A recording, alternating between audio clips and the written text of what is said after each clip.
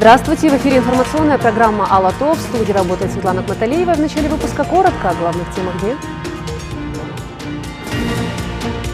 Наука должна быть на шаг впереди в решении экономических и социальных проблем. Сегодня исполняющий обязанности президента премьер-министр Садыр Джапаров посетил Национальную академию наук и выслушал проблемы и чаяния ученых.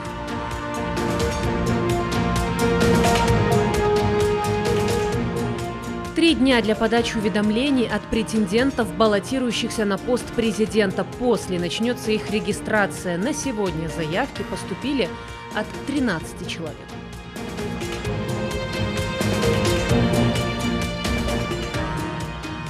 С начала эпидемии число заразившихся врачей превысило 3500. Сложная ситуация в Бишкеке и в Джалабадской области. Сообщается и о нехватке медработников. Страна сейчас остро нуждается в научной помощи. Наука должна быть на шаг впереди в решении экономических и социальных проблем. Это отметил исполняющий обязанности президента премьер-министр Садыр Джапаров. Сегодня он посетил Национальную академию наук. При этом, как отметили деятели науки этой сфере, государство должного внимания не уделяло. Долгие годы отечественная наука сталкивалась с системными проблемами. Выслушав проблемы и чаяния ученых, исполняющий обязанности главы государства отметил, что Академия наук должна быть центром бурной научной деятельности, а не музеем. Около 300 миллионов сомов из внебюджетных источников будут выделены на эти цели. Аяна Дюшикеева подробнее. Наука и государство сегодня обособлены друг от друга, и это вызывает сожаление. Страна остро нуждается в научной помощи. Наука должна быть на шаг впереди в решении как экономических, так и социальных проблем. В развитых странах эта сфера деятельности на высочайшем уровне. Это отметил исполняющий обязанности президента премьер-министр Садыр Джапаров, обращаясь к ученым. Мамлекетибиздеги коомдук экономикалык процесстерде аралашпай деградация болуп калгандыгы өкүндүрөт. Анын башкы себеби албетте биринчиден мамлекет тараптан тийиштүү көңүл бөлүнбөй, окумуштууларыбыз турмуштун оорчулугун жеңе албай жатат.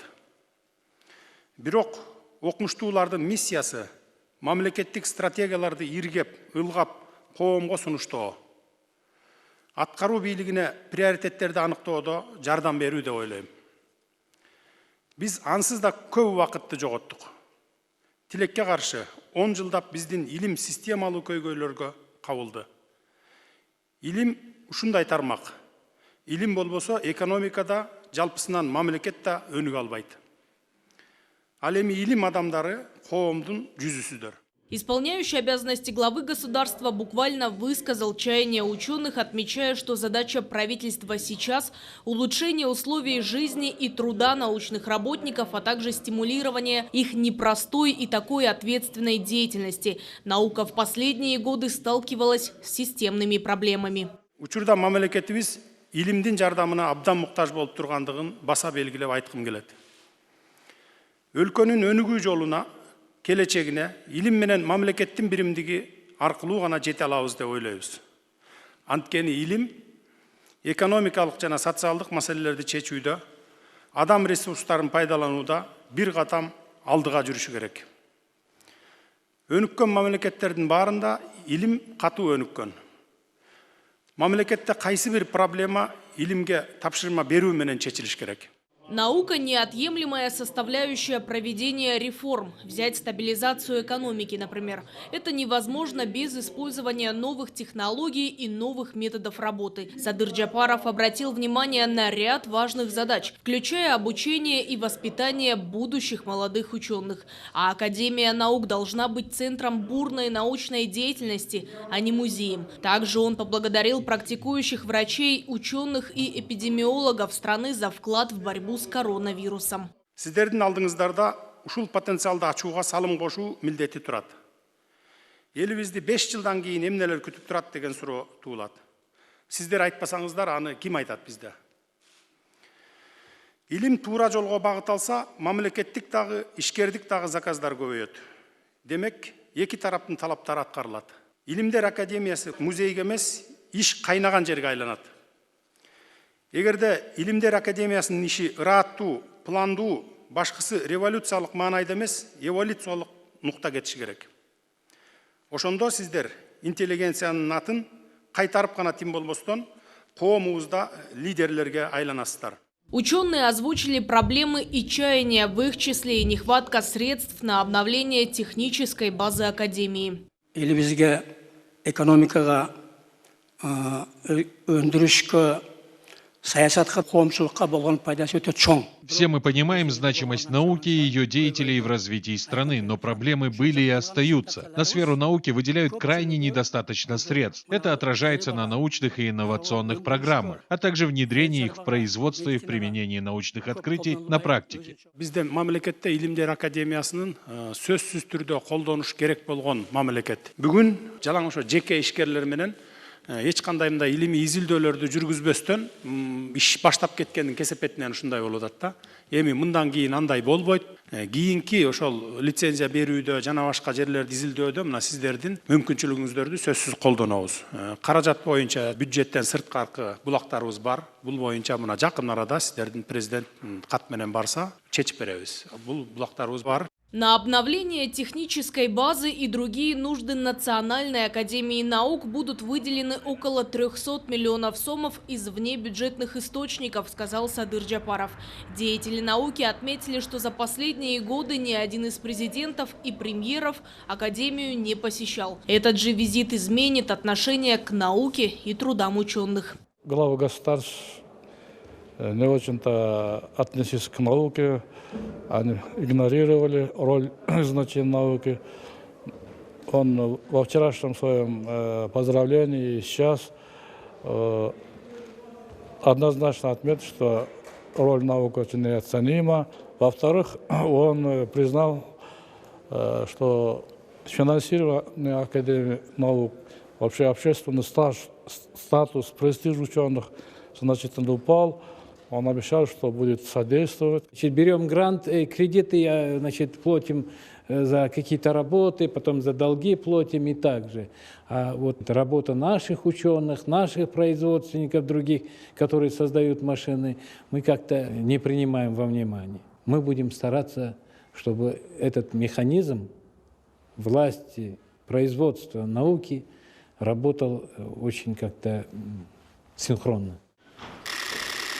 Также Садыр Джапаров вручил представителям Академии награды, именных часов и почетных грамот. Они удостоены за достижения в различных научных сферах. Исполняющий обязанности президента также осмотрел выставку. Здесь собраны труды ученых Академии, их достижения и открытия. Садыр Джапаров еще раз поздравил ученых Кыргызстана, обратив внимание на то, что это великие и умнейшие люди, занимающиеся сложным и ответственным делом. Аяна Дюшикеева и Синтура Быкеев, Ала-ТО 24. Завтра состоится итоговая пресс-конференция исполняющего обязанности президента Садыра Джапарова, сообщила его пресс-секретарь Галина Байтерек. Ранее Джапаров пообещал сложить полномочия до 14 ноября, чтобы принять участие в президентских выборах. 12 ноября пройдет пресс-конференция, можно назвать ее итоговой. Он хочет ответить на все вопросы журналистов и уйти спокойно, сказала Байтерек. Досрочные выборы главы Кыргызстана, напомним, пройдут 10 января. Согласно Конституции, исполняющий обязанности президента не может участвовать в выборах. С 15 ноября по 15 декабря будет проводиться регистрация кандидатов. А между тем, в закон о выборах президента и депутатов Джугурку-Кенеша внесены изменения. В закон подписал исполняющий обязанности президента Садыр Джапаров. Документ был принят Джугурку-Кенешем 22 октября. Принятым законом предусматривается следующее. Ликвидируется подача заявления граждан о намерении изменить избирательный адрес на территории республики, то есть форма номер 2. Только избиратели, проживающие и пребывающие за пределами Кыргызстана, имеют право подавать форму номер 2. Избирательный залог возвращается к кандидатам в президенты и политпартиям, получившим не менее 1% голосов избирателей, принявших участие в голосовании. Ранее было 5%. Кроме того, размер избирательного залога для политпартий снижен с 5 миллионов сомов до 1 миллиона, а избирательный порог с 7% до 3%. Осталось 3 дня для подачи уведомлений от претендентов, желающих участвовать в выборах президента. После начнется их регистрация. На сегодня заявки поступили от 15 человек. Большинство из них – самовыдвиженцы. Тем временем для освещения агитации аккредитованы 217 средств массовой информации, рассказывает Эдамира Базарбаева. Центр избирком завершил аккредитацию средств массовой информации. Она нужна исключительно для освещения агитационной кампании. В остальных случаях масс-медиа могут свободно информировать о выборном процессе. На официальном сайте ЦИК уже опубликовал сведения о размере и других условиях оплаты СМИ в период агитации. Всего подали 218, среди них и интернет-издания, и телевидение, радио, и печатные издания. Все документы проверены. Сегодня состоялось заседание рабочей группы. Мы приняли решение о том, чтобы аккредитовать из них 217. Одному радио, это радио «Волна», по-моему, отказано, потому что у них нет разрешения на радиовещание от Министерства культуры. Сейчас поторопиться стоит кандидатам. Осталось всего 3 дня для подачи уведомлений об участии в выборах президента. Число претендентов не ограничивается. На сегодня документы подали 15 человек. Большинство из них – самовыдвиженцы. 15 числа уже уведомления никто не будет принимать. Единственное, что 14 числа они могут подать уведомления. У кандидатов может не хватать каких-либо из документов. В течение 2 дней, 48 часов, они могут дополнить, принести в ЦИК. И до 3 числа они в обязательном порядке должны сдать подписные листы, то есть подписи в поддержку. Это не менее 30 тысяч подписей и не более 60 тысяч. И избирательный залог. То есть у них не так много времени. В течение 5 дней после выдвижения кандидат должен создать собственный избирательный фонд для финансирования предвыборной кампании. Регистрация же претендентов заканчивается за 35 дней до дня выборов, то есть она продлится до 14 декабря. С 15 по 9 января будет проходить агитация. Политики заявляют о своем желании баллотироваться кандидатом в президенты, и при этом до сих пор еще неизвестно, когда они официально подадут свое заявление, хотя осталось 3 дня. Наверное, такие вещи нужно делать заблаговременно и не допускать того, что это опять же будет доводить до того, что вынуждены будут считать секунды, опять обращаться в суды, опять же где-то будет какое-то давление, кого-то пропустить, кого-то нет. Президент избирается сроком на 6 лет. Одно и то же лицо не может быть избрано дважды. У претендентов не должно быть иностранного гражданства. А проживать в Кыргызстане в совокупности нужно не менее 15 лет.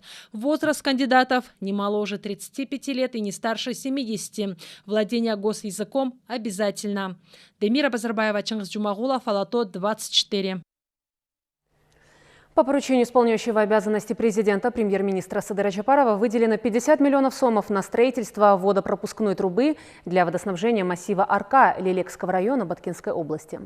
Отметим, что в ходе визита Джапарова в Баткенскую область местные жители попросили решить вопрос водоснабжения массива Арка.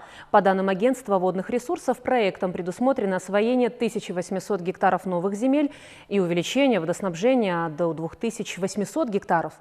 Поливная вода забирается из реки Козу-Баглан. Строительство и финансирование водопропускной трубы было разделено на 4 этапа. Первый этап предусматривает строительство главного водозабора и реконструкцию магистрального канала. Второй – это реконструкция канала Кулунду. Третий – строительство новой водопропускной трубы и расширение существующего тоннеля. Четвертый – строительство канала Максат. Строительство объекта будет завершено в сроки, указанные в Госпрограмме развития ирригации. Kanaldı tez aranın içinde kengeytүү meselesini, taza su meselesini Kulunda ayıl hükümetinde öz nuğu menen kelücü taza su meselesi dağı çeçilgen emes. Öz nuğu menen kelücü taza su meselesi çeçilip eldin turmuş şartını oңдоодо жакшы иштер аткарылса, өтө көптөгөн биздин жаштарыбыз башка региондорго көчүп кетүүгө туура келип отурат. Кулунду суу каналына 150 миллион сом беребиз. Мына эртең барса, бүрсү күнү беребиз. Акча бар. Сегодня в обществе более активная молодежь, да и в целом народ требует от властей страны иллюстрацию всего госаппарата. Основной довод – это очищение системы госуправления от старых, коррумпированных и ангажированных чиновников. Следует напомнить, что главным лозунгом октябрьских событий в Кыргызстане была именно иллюстрация. Народ в ходе митингов отчетливо выразил волю и потребовал очистить страну от коррумпированных чиновников и серых схем разграбления страны. Очистить систему госуправления, мягко говоря, от нечистых на руку чиновников давно пора, говорят политологи. О иллюстрации мы говорим с 2010 года, однако именно сейчас стране не обойтись без нее. Нынешняя смена власти также состоялась под эти лозунги. Общественность требует. Последней каплей стали парламентские выборы, говорят политологи. Почему мы должны идти на иллюстрации? Потому что у нас выборы проводятся нечестно. Выборным способом очистить власть у нас невозможно, потому что, как проводятся выборы, после выборов обычно у нас происходят народные волнения, об этом мы лучше всех знаем, вот поэтому это, во-первых, необходимость введения иллюстрации связана с тем, что у нас выборная система у нас нехорошая.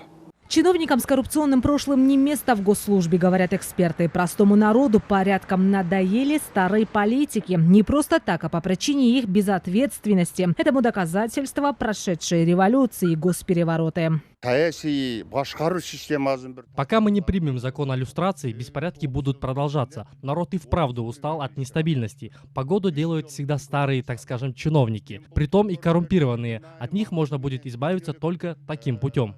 Но кроме необходимости принятия соответствующего закона, нельзя забывать и о порядках исполнения документа. У нас есть тысячи людей, которые работают десятками лет, 10, 15 и так далее лет. Вот взять отдельного какого-то чиновника, какого-то ведомства, министерства. Вот по каким критериям мы должны будем привлекать его к акции иллюстрации, или же дать этому человеку продолжать работать в государственной службе. И поэтому тут, мне кажется, очень много разных тонкостей, которые нужно будет учитывать.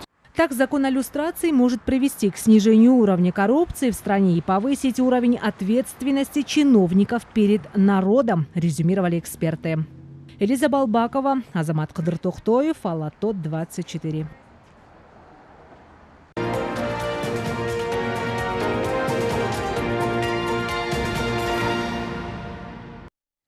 За прошедшие сутки коронавирусом заразились еще 4 медика. С начала эпидемии их число превысило 3500. Сегодня сообщается о 400 новых случаях заболевания. Ситуация сложная в Бишкеке и Джалабадской области. Между тем, сообщается и о нехватке врачей. Причину видят в низкой заработной плате, рассказывает Элиза Балбакова. Пациенты с выявленной коронавирусной инфекцией получают лечение в 2 бишкекских больницах. Если число зараженных будет расти, то Минздрав готов развернуть койки-места еще в 2 медучреждениях. Новые случаи COVID-19 за прошедшие сутки: в Бишкеке 97, в Аше 16, в Чуйской области 56, в Волжской области 35, в Таласской области 19, Нарынской 3, Сыкульской области 59, Джалалабадской 78, Баткенской 37. Всего за сутки зарегистрировано 400 случаев заражения. Всего за весь период 64 360. Сейчас в городской клинической больнице, а именно в красной зоне, рассчитанной на 92 койко-места, работают 26 врачей. Задействован средний и младший персонал. Лечение сегодня получают 77 человек. В случае роста болезни на помощь коллегам придут еще 100 врачей хирургического отделения, где планируется развернуть дополнительные места. Бригады, которые будут заниматься лечением больных с ковидной пневмонией, уже определены. Они в достаточном количестве. Все необходимое для лечения этих больных у нас имеется. В Бишкеке и Оше на 10 тысяч человек приходится 21 врач. В регионах на такое же количество людей по 7 врачей. Ситуация сложная в Ахталинском, Атбашинском районах, резюмировали в Минздраве. Наибольшая потребность у нас в кадрах – это, если мы возьмем первичную медико-санитарную помощь, то есть Центр семейной медицины, Это у нас специалисты семейной медицины. Нехватка медперсонала объясняется маленькой заработной платой, трудовыми условиями врачей, говорят специалисты. Большая текучесть кадров наблюдается именно в отдаленных районах, так как медики уходят на пенсию, а их ряды не пополняются новыми кадрами. Все связано, конечно, с условиями, с трудовыми условиями, именно обеспечение жильем, обеспечение заработной платы. И в этой связи, конечно, Министерство здравоохранения через правительство добивается расширения программы депозита молодого врача, когда местные органы самоуправления, правительство помогают в приобретении жилья. Нехватка кадров наблюдалась и до пандемии. Летом к процессу лечения от вируса были привлечены ординаторы, студенты старших курсов. Но это не выход из ситуации, говорят специалисты. Необходимо повышать зарплату, создавать условия именно в отдаленных регионах для молодых специалистов. Элиза Балбакова, Нуркамиль Асанов, Алато 24. Напряженной остается эпидемиологическая ситуация и в Иссык-Кульской области. В регионе выявлено 59 новых случаев коронавируса. По словам медиков, ситуация обострилась из-за частого проведения торжественных мероприятий. Продолжит Усен Кальбаев. За последние сутки в регионе коронавирусом заразились 59 человек. По мнению медиков, непростая ситуация сложилась из-за халатного отношения самого населения к проведению различных тоев с большим количеством гостей. Вместе с тем люди перестали обращать внимание на соблюдение личной гигиены. Если еще несколько дней назад мобильная группа в Караколе выезжала в среднем на 10 вызовов, то последние дни цифра возросла в 2 раза. За последние сутки поступило 25 вызовов. Если состояние пациента нормальное и уровень насыщения кислородом крови выше 95, то оставляем лечиться дома. В случае тяжелого состояния доставляем в областную больницу на лечение. Сейчас в инфекционном отделении областной территориальной больницы подготовлены дополнительные блоки на 45 койко-мест. Медицинских препаратов и других средств в учреждении запасено на 2 месяца. В настоящее время у нас на лечении находятся 76 пациентов. Кроме того, для тяжелобольных задействовали еще одно отделение инфекционной больницы. Там работают реаниматологи. Тяжелее всего коронавирус переносят пациенты старше 60 лет. Вместе с тем, торжеств с участием большого количества гостей не становится меньше. Между тем, проводимые рейды не дают результатов.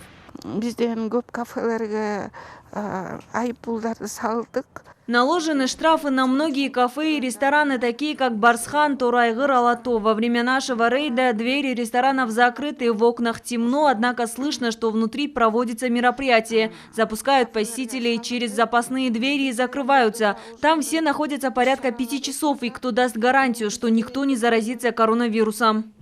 На фоне этой сложной эпидемиологической ситуации в регионе никто не может дать гарантию здоровья учащихся школ. В случае обострения ситуации с коронавирусом онлайн-обучение в образовательных учреждениях продолжится. Усен Кальбаев, Эдель Мелизбек, Бакыт Шаимбетов, Алато 24, Иссык-Кульская область. На сегодняшний день более 10 детей, заразившихся коронавирусом, получают лечение в Национальном центре охраны материнства и детства, сообщили в Минздраве. По данным ведомства, болезнь у детей протекает бессимптомно. К тому же с наступлением холодов у них наблюдается и сезонная респираторная вирусная инфекция, рассказывает Чазгуль Бакытбек-кызы. На сегодняшний день повышение количества обращений на госпитализацию детей в стационары республики не наблюдается. Но данные о том, что около 500 детей заражены коронавирусом в одной лишь столице, тревожат. Один человек может заразиться коронавирусной инфекцией, и плюс это же заболевание, тот же человек может еще заразиться респираторной вирусной инфекцией. Вот тогда 2 вируса будет в организме, будет тяжелая инфекция. Называется микс-инфекция. Тогда мы говорим, что может протекать тяжелая клиника у того человека и может перенести тяжелое течение, заболевания. Настал сезон гриппа и простуды, а тем временем родители в замешательстве. Они не могут отличить сезонное ОРВИ от коронавируса. Итак, памятка для родителей. По словам медиков, при обычной простуде или ОРВИ температура может быть невысокой, но при этом есть насморк, першение в горле, а при COVID-19 чаще всего наблюдается потеря вкуса и обоняния. Если у ребенка какие-либо будут симптомы, чтобы обратились к врачам. Самолечением дома, чтобы мамы не занимались. Пусть будет у ребенка слабость или даже будет небольшая температура, это нужно будет, чтобы они позвонили своему лечащему врачу в Центре семейной медицины. Из-за неправильного лечения и самолечения наших мам дети поступают в тяжелом состоянии в стационары. В Национальном центре охраны материнства и детства для детей с коронавирусом развернуто более 80 койко-мест. В настоящее время получают лечение 11 маленьких пациентов. За неполный месяц выписаны порядка 60 детей с ранее подтвержденным коронавирусом. Один ребенок находится в реанимации, в крайне тяжелом состоянии. 8 в тяжелом и остальные в средней тяжести. Это дети с 3 месяцев до 14-15 лет. Чаще за последнее время обращаются с пневмонией, естественно. И плюс мы заметили, что у детей в процесс вовлекаются именно почки. Кроме того, в Минздраве отметили, что в случае необходимости будут развернуты дополнительные койко-места для детей с коронавирусом. Джазгуль Бакытбекова, Азамат Жапаков, Алато 24. А в Баткенской области с началом второй четверти учеба в традиционном режиме возобновилась в 8 школах, а в 107 только для первоклассников. В то же время Центр санэпидемконтроля запретил проводить обучение учащихся в реальном режиме в 60 школах региона. Рассказывает Осин Кальбаев. Учащаяся 11 класса Нурджамал Абдилаева с начала пандемии первый раз пришла в школу. До этого она общалась и учила уроки в течение 8 месяцев дома путем дистанционного обучения. Выпускница школы не скрывала своей радости, что наконец вживую участвует в занятиях. Между тем приходится не забывать о мерах предосторожности во время учебы.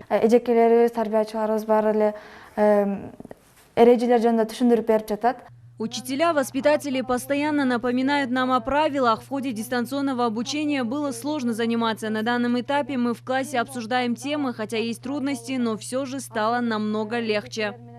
В областной школе-гимназии обучается более 400 учащихся. Из них заниматься в реальном режиме будут только 163 гимназиста. Иначе говоря, учебное учреждение будут посещать только учащиеся 9-11 классов 2 смены. Эта система добавила нагрузки для учителей. 9-11 класстар келип, булар эми мамлекеттик экзаменди тапшырышат да. Учащиеся 9-11 классов будут сдавать госэкзамены, и учителя рады этому. Если победим пандемию, то все начнут заниматься в реальном режиме, и мы надеемся на это.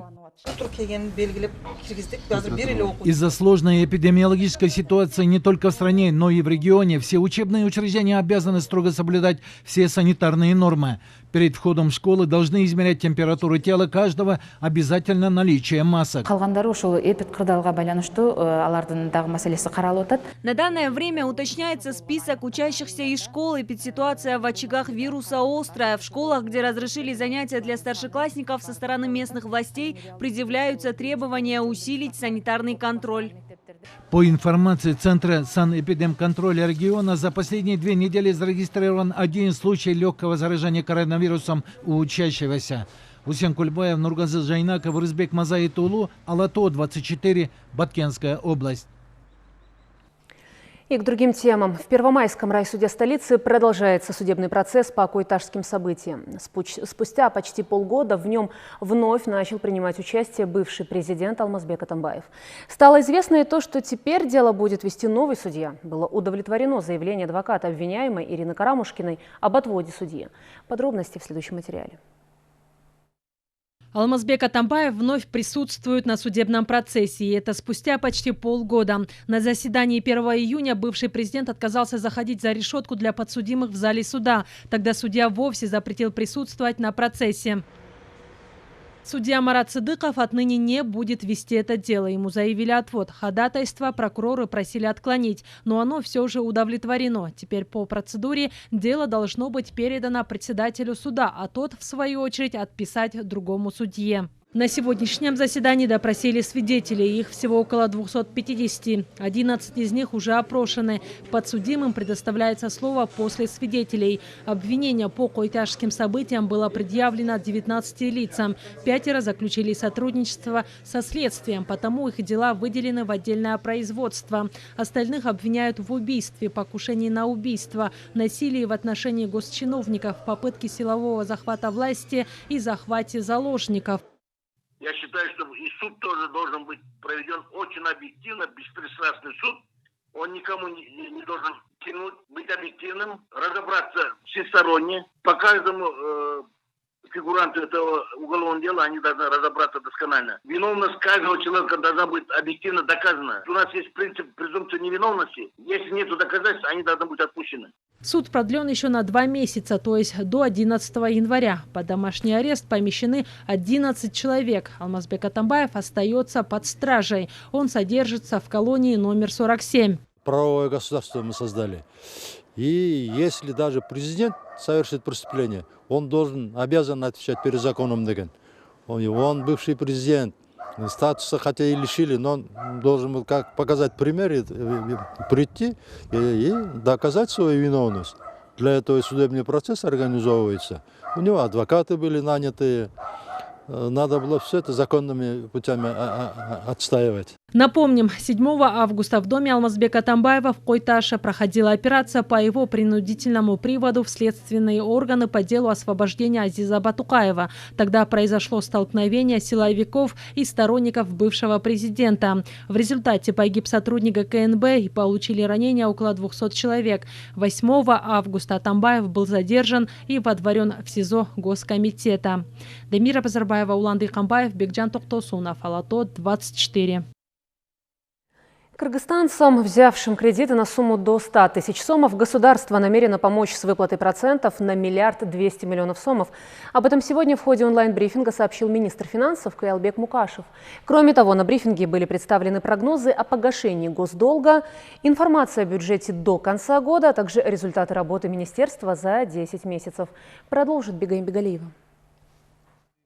Министр финансов Каялбек Мукашев напомнил, что ранее ИО президента Садыр Джапаров заявил, что государство намерено помочь с выплатой процентов тем, кто брал кредиты до 100 тысяч сомов. По словам Мукашева, эти средства будут покрываться за счет государства, и на это уйдет около 1 200 000 000 сомов. Речь идет о 3 месяцах – декабре, январе и феврале. Соответствующий проект постановления уже внесен на рассмотрение правительства. По решению данного постановления правительство планирует декабрь, январь, февраль месяца, то есть 3 месяца, именно вот по процентам планируется покрыть за счет государственного бюджета. От коммерческих банков Насбанк будет собирать данные, эти данные уже есть, то есть те граждане, которые до 1 октября получали средства до 100 тысяч сом, они будут полностью погашены в течение 3 месяцев. Также министр финансов сообщил, что министерством за 10 месяцев было запланировано собрать 110 миллиардов совокупных доходов. Однако этот показатель исполнен всего на 88%.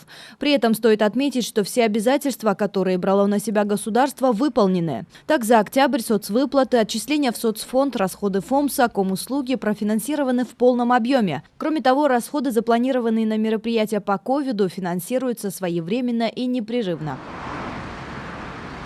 В рамках борьбы с последствиями ковида продолжается работа по привлечению средств от международных финансовых институтов на сумму $774 миллиона.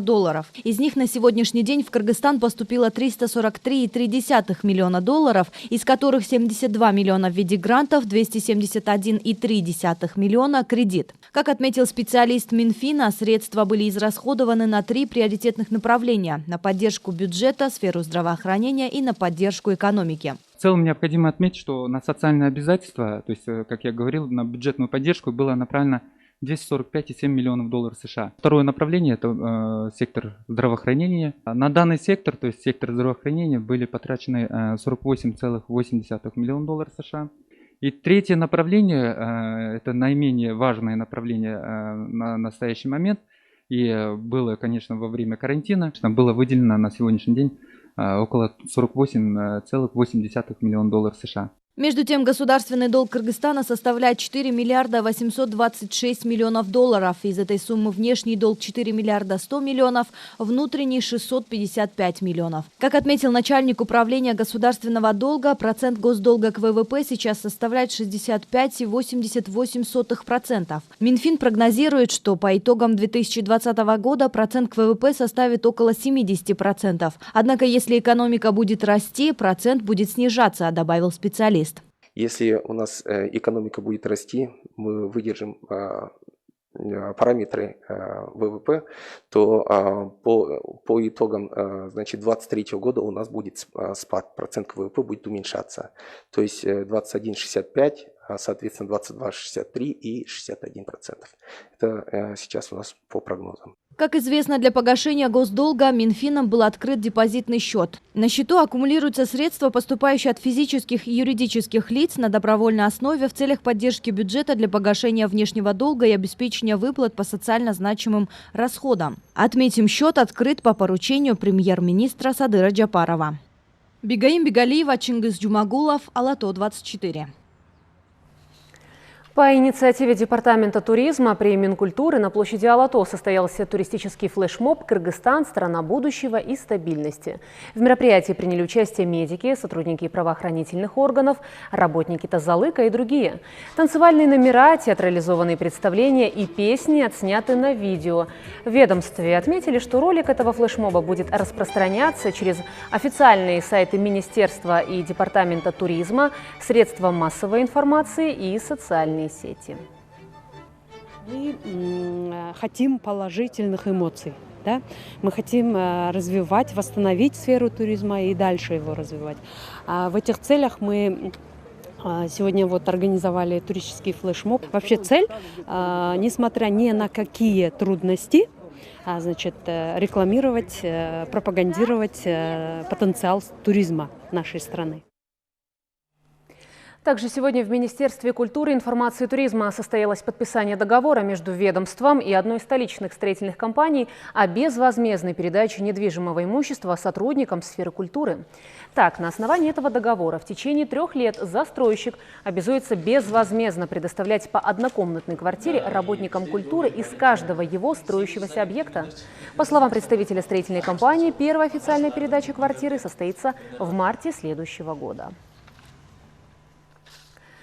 В Сузакском районе Джалабадской области семья, у которой сгорел дом, вынуждена жить в юрте. Пожар произошел в сентябре в доме жителя поселка Комсомол Раимбека Джумабаева. Кроме личных документов у семьи ничего не осталось. Но, несмотря на то, что их дом был застрахован, они не получили соответствующую помощь. Подробности в следующем материале.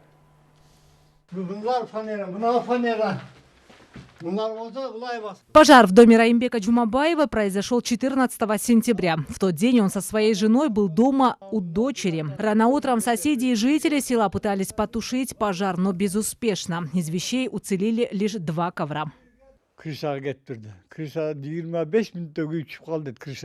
В тот день нам позвонил сосед и сказал, что наш дом горит. К тому времени, как мы приехали, все было в огне. В доме все сгорело и ничего не осталось.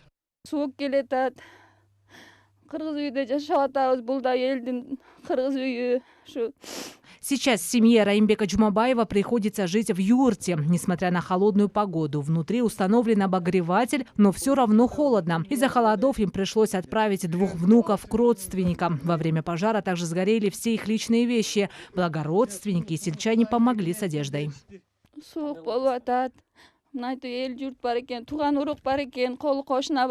Родственники, знакомые, соседи помогают чем могут. Кто-то посудой, кто-то одеялами. Но дальше жить в юрте становится сложно, особенно в пожилом возрасте, когда вокруг холодно и сыро. Другого выхода нет. Не знаем, что и делать. Теперь мы действительно нуждаемся в помощи. Семья застраховала свой дом в 2018 году. После пожара Джумабаев обратился в государственную страховую организацию за помощью. Ее специалисты составили акт, потом семья собрала соответствующие документы и направила их в главное управление. Свое заключение дали специалисты судебно-медицинской экспертизы.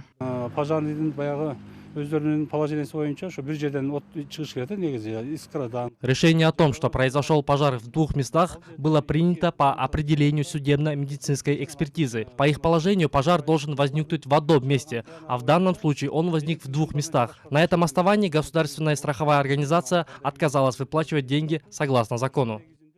Пострадавший Раимбек Джумабаев жалуется на результаты судебно-медицинской экспертизы. По его словам, государственная страховая организация провела работу не на должном уровне. Я оказался в очень сложной ситуации. Я доверял страховой организации и ежегодно оплачивал страховку дома. Меня раньше предупреждали и говорили, что не стоит платить страховку, потому что при чрезвычайных ситуациях они не оплачивают ее. В итоге так и оказалось.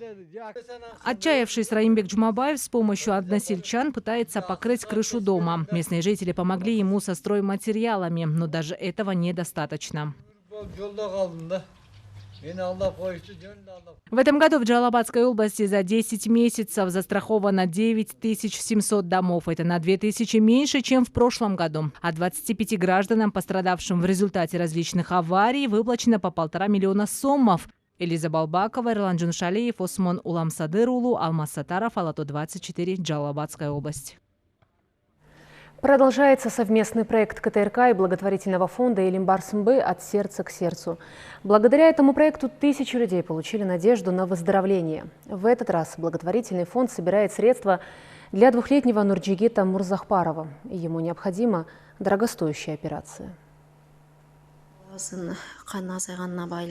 Нурджигиту 2,5 года. Почти год назад ему поставили диагноз анемия Даймонда Блэкфена. Это врожденное заболевание кроветворной системы. Мама малыша рассказывает, что с каждым днем состояние Нурджигита ухудшается. Ему требуется дорогостоящая операция.